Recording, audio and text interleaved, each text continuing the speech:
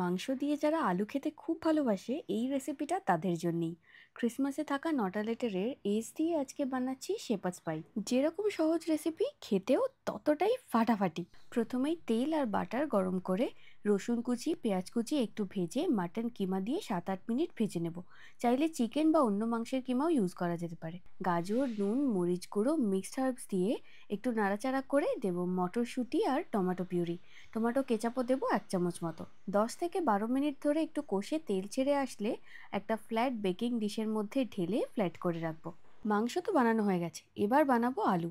ঠিক যেভাবে mashed potato বানানো হয়, মানে আলু সেদ্ধটা ম্যাশারের মধ্যে দিয়ে ম্যাশ করে তাতে বাটার, দুধ, ব্ল্যাক পেপার আর নুন দিয়ে খুব ভালো করে মিশিয়ে একেবারে একটা স্মুথ টেক্সচার চলে আসলে এই আলুটা বানিয়ে রাখা মাটনের উপরে দিয়ে একদম ফ্ল্যাট করে একটা ফোর্কের সাহায্যে কয়েকটা এইভাবে লাইন দেব, যাতে বেকিংয়ের পর এটা দেখতে খুব ভালো হয়।